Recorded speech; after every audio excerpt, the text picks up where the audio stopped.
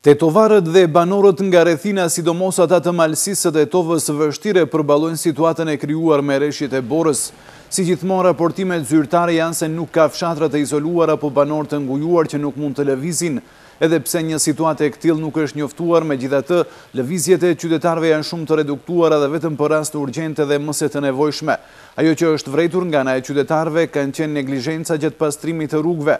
Me rreth 30 cm borë, pothuajse të gjitha rrugët kanë qenë vështirë të kalueshme. Në aksin rrugor Tetov-Jazhinca është vërejtur vetëm një intervenim me makineri, ndërsa ngricat në rrugët regionale dhe ato lokale kanë qenë pengesa kryesore për vozicit, si pasojë mos hedhjes së kripës dhe rërës. Vështirësi është hasur edhe në akse tjera rrugore, sidomos për në fshatrat malor ku kanë mundur të qarkullojnë vetëm automjetet me zinxhir.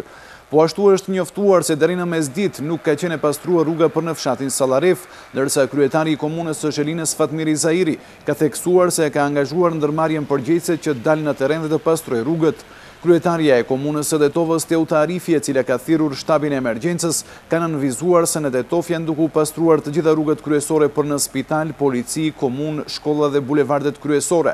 Ajo nuk ka precizuar se sa ton krip dhe rër janë hedhur në rrugët e Tetovës, pasi që në pjesët dërmuese të rrugëve vrehen ngrica që kanë shkaktuar shumë telashe për qarkullimin normal të komunikacionit. Ajo që mund të informojmë, do me thënë sipas informacioneve që kemi nga dita e sotme, është që të gjitha rrugët, do me thënë, janë të kalueshme, normalisht me vështirësi, me qenë se është komunikacion në kushte dimërore, dhe si që kemi kërkuar, do me thënë, komunikacioni të zhvillohet kryesisht me përgatitje dimërore. Ndërkohë që për shkak të rreshjeve intensive të borës deri në orët e mëngjesit, do me thënë nuk ka mundur që të hidhet kryp në rrugë dhe normalisht ai proces, do me thënë, ka vazhduar gjatë ditës së sotme. Është kompletuar tërësisht bulevardi i rrugës industriale, përsa i përket kryposjes, edhe në të cilin faktikisht kemi borë të shkrirë, ndërkohë që ai proces tani vazhdon në bulevardin e Ilindenit dhe në bulevardin e Ilirisë. Qytetarët e Tetovës janë me mendime të ndara sa i përket pastrimit të rrugëve. Ata të cilët kanë automjete thonë se rrugët janë të papastruara, ndërsa disa qytetarë mendojnë se rrugët janë të pastruara pjesërisht. Nuk pastrohen ditën këto. Turp është kjo. Hiç, absolut, zero. Mirë është, mirë. Brenda mundësive që i kanë mirë është. Rrugët katastrofe. Jo, hiç.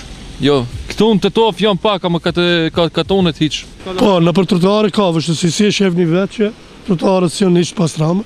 Për momentin kuptohet se bora është e madhe dhe jam i kënaqur, tepër jam i kënaqur. Edhe pse veturat nuk duhet tash komunikacioni, kështu veturat t'i përdorim për shumë gjëra, mendoj vetëm përdoren vetëm në ato momente kur keni nevojë urgjente. Mirë, po këtu të ne përdoren për punë qefit. Ndryshe rrugët e qytetit mbeten të papastruara, sidomos ata dytësore, ndërsa bulevardet kanë filluar që të pastrohen gjatë ditës së sotme. Ndërsa komunikacioni i dendur dhe rrugët e papastruara e bëjnë komunikacionin të vështirë, që nga njëra anë e qytetit e deri në anën tjetër duhet të kalosh jo më pak se 1 orë.